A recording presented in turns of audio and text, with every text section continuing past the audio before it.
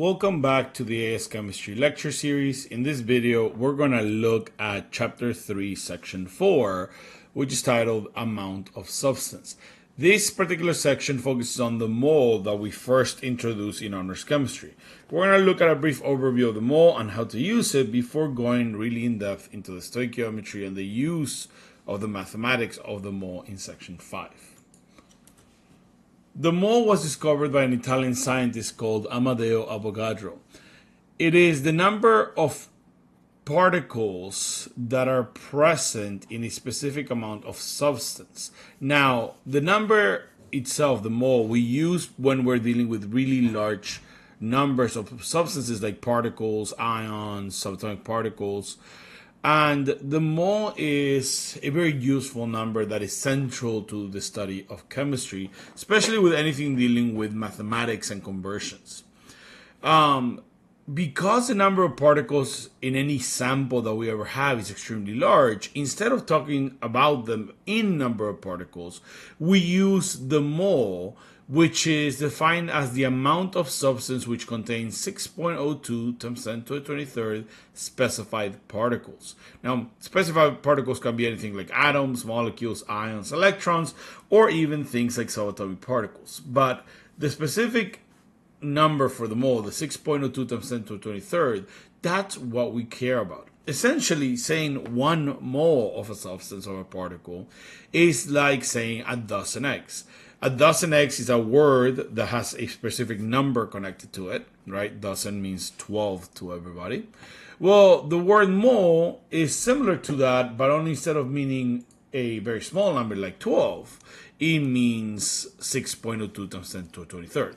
So again, just like a dozen, to anyone who hears that word, that means the number 12. The mole, to anyone who hears this word, who knows chemistry, will mean 6.02 times 10 to the 23rd. So when we say a dozen eggs, we know we mean 12 eggs. When we say a mole of copper, we mean 6.02 times 10 to the 23rd atoms of copper. Now, like I said, this is a very specific number, a very useful number in chemistry, so I'll keep coming up over and over again.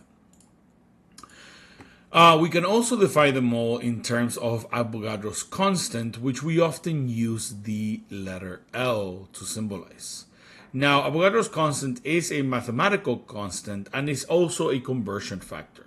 So Avogadro's constant is defined as the number of specified particles, atoms, ions, molecules, or electrons, in a mole of these particles. Its numerical value is 6.02 times 10 to the 23rd. So the top is the definition of the mole as a colloquial word in everyday life. The one in blue down here is the definition of Avogadro's constant, the number that we use in mathematics that is a conversion factor. That means the number of particles in 1 mole of a substance. And again, that number is 6.02 times 10 to the 23rd. Now, even though this is not a number that you necessarily need to memorize, because it is in the periodic table sheet, the reference sheet on the AICE exam, it is a number that you should eventually memorize just because you're going to use it so much that it'll become ingrained in your head. Now, the mole has a conversion to mass. We can relate the moles of a substance to a measurable quantity like mass by using what we call the molar mass, which we symbolize with a capital M. Now, the molar mass is something that you should be familiar with because we studied it in honors chemistry, and it has a close relation to atomic mass.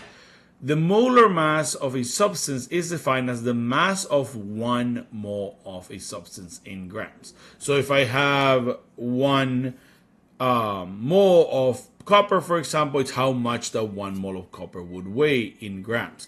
If I have 1 mole of silver, it is how much that mole of silver will weigh in grams. And those numbers are going to be different because copper and silver don't weigh the same amount.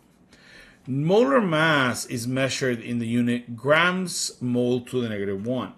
Now remember, in Cambridge, we use this mole to the negative 1 to symbolize divided by moles.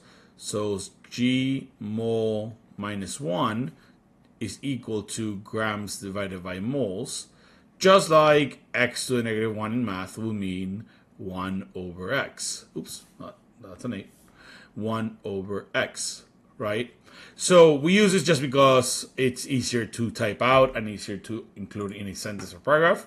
And we can use molar mass and the fact that it's in grams per mole, meaning how many grams for every 1 mole, to convert from moles to grams in any relationship. Keep in mind that each element and compound has its own unique molar mass, which is the same number as the atomic mass, but with a different unit. So whenever we look at the atomic mass of an element in the periodic table, that's actually also its molar mass if we simply just change the units that we're using. So if we go back to our periodic table, for example, if we look at, let's say, aluminum, right, the atomic mass of aluminum is 27. Well, that 27 could mean two things. It could mean that the atomic mass of aluminum is 27 AMU, 27.0, should I say, 27.0 AMU, and this will be the atomic mass, or we could say that the molar mass of aluminum is 27.0 grams per mole, and this will be the molar mass. Again, same number, but the unit for atomic mass and molar mass is different. What this means is that one atom of aluminum weighs 27 atomic mass units, AMUs, whereas 1 mole of aluminum weighs 27 grams for every 1 mole. This is what the mole is useful. This is why the number, the 6.02 times 10 to the 23rd, does. When we have 6.02 times 10 to the 23rd particles of an element, the mass of one of those atoms is identical to the mass of 6.02 times 10 to the 23rd in grams. So that's why that's the number for Avogadro's number. Now, because of this conversion, grams per mole, we can come up with a very simple equation for molar mass. So I'm going to delete this. We can come up with a very simple equation for molar mass. Since the molar mass, capital M, is grams divided by moles, essentially what we have is that the molar mass is moles divided by, mass divided by moles. So mass, lowercase m, uppercase m is molar mass, lowercase m is mass, divided by n, which is the number that we usually use for moles. Mass is m, and then capital M is molar mass. That means that we can grab this. If we wanted to find out the molar mass of something, we can divide the mass by the moles. And that is something that is very common to do when you have both of these numbers in a problem. But we can also rearrange this equation. If we wanted to find the mass of something, of an element or a compound, we could multiply its molar mass times the number of moles of that substance. If we wanted to find the number of moles of a substance, again, we rearrange this equation. We could find the number of moles of a substance by dividing its mass by its molar mass. Oops. So we can do any of these three things to figure out the third, if we had two of those variables. So that's what this triangle is. This is a commonly used triangle to symbolize this idea that if we grab the mass divided by the moles, that will be equal to the molar mass. Instead, if we grab the mass, let me erase this. Instead, if we grab the mass and divided it by the molar mass, then we would get moles as our answer.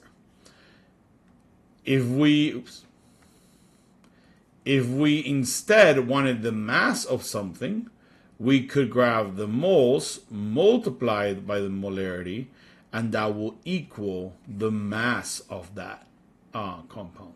So we can use this triangle to kind of figure out what the equations are, or we can just use simple algebra in order to rearrange the equation. Whichever method you use is irrelevant as long as you're showing your mathematics correctly. Now, in honors chemistry, we did go over the fact that we wanted to use dimensional analysis for things. But in Cambridge, the reality is that as long as you show proper math, it won't matter. So whether you use stoichiometry and dimensional analysis to show your work, or you simply just multiply or divide the different properties, we'll end up with the same answer and therefore have correctly work and have all your points in the AICE exam. So let's look at a problem from the AICE exam. So this is a problem from the AICE exam from paper 2, and I'm going to show you how to do both versions of this problem, both versions of the work.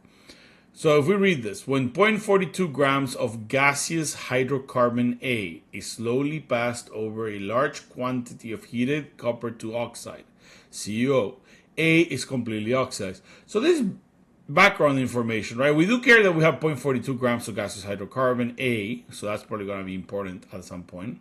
And it's only passed over a large quantity of heated copper 2 oxide. Right now, you don't know what this means. You don't know what a hydrocarbon is. You don't know what happens when you pass a hydrocarbon over copper 2 oxide. We haven't really discussed what an oxidation reaction is even. But all of that is irrelevant to this part of the problem. Remember that Cambridge questions on paper 2 have multiple parts. So when you have a heading like this and then the question below it, you're not necessarily going to use every part of this heading for every part of your work for that particular question, or part of the question at least. The products are collected and it's found that 1.32 grams of CO2 and 0.54 grams of H2O are formed. Copper is only other product of this reaction. So this is all information that we might need at some point for different parts, but let's read what A1 says. A1 says, calculate the mass of carbon present in 1.32 grams of CO2, of carbon dioxide. So carbon dioxide is one of the products here that they're telling us in the prior information, and it is the same number, 1.32 grams. But notice how all the information we need for this question is right here, 1.32 grams of CO2. We don't need the rest of this information until later on, parts B, C, etc., etc. So let's focus just on this part. I'm going to make this a little easier to work with by isolating it from the PowerPoint. I'll bring this over here. So again, most of what we have here is not going to be really relevant to what we're doing. We're going to focus mostly on the fact that we have 1.32 grams of CO2. Calculate the mass of carbon present in this much CO2. So here we're going to bring back a few pieces of information from honors chemistry. And that's the fact that when we have 1 mole of CO2, because we're looking specifically for carbon, 1 mole of CO2 has 1 mole of carbon in it.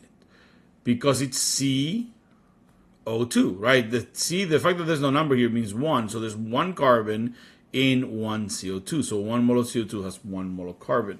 And that's going to be key here. Why? Well, if we do this in the dimensional analysis style that we learned last year, we know that if we have 1.32 grams of CO2, we can convert this to moles by using the molar mass that we just learned about, or that we just reviewed.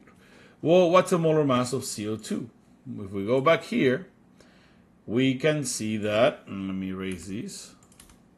We can see that we have carbon has a molar mass of 12, oxygen has a molar mass of 16. So how do we figure out the molar mass of CO2? Carbon is 12.0, oxygen is 16.0, but there are 2 oxygens, there's only 1 carbon. That's 12 plus 16 times 2 is 32.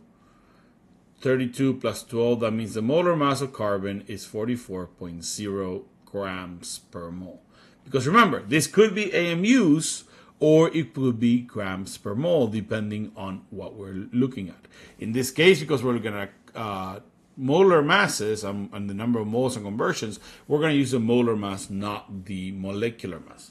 So the molar mass of carbon dioxide is 44.0. So if we go back to our problem, we have that the molar mass of carbon dioxide is 44.0. So we know that 44.0 grams of CO2 is 1 mole of CO2. Again, and this is just using the molar mass that we just learned about. And then if we want to use this in dimensional analysis, this actually is going to keep going. Why? We just discussed how 1 mole of CO2 has 1 mole of carbon in it. So 1 mole of CO2 is also equivalent to 1 mole of carbon, because at the end we want to calculate the mass of carbon. This is what we're being asked for. So we want to convert to moles of carbon, so then we can use the molar mass again to go back to carbon. Like we said earlier, molar mass of carbon is 12.0. Grams of carbon is 1 mole of carbon, because 12.0 grams per mole is a molar mass of the element carbon. And now we end up with mass of carbon, grams of carbon. So we're going to make sure that everything cancels like we did last year. And we have 1.32 divided by 44 times 12. So I'm going to bring up my calculator again. So we have 1.32 divided by 44. And again, don't round every step. Just go through it all together and then times 12. That's going to give us 0.36 grams. So here we can say that we have 0.36 grams of carbon. So this is how we will do this problem if we're using dimensional analysis to do our work. But like I said, you don't need to use dimensional analysis, right, to show this work. We could just use equations. So for example, we can do this in parts. We can figure out the moles of carbon because we have 1.32 grams of CO2.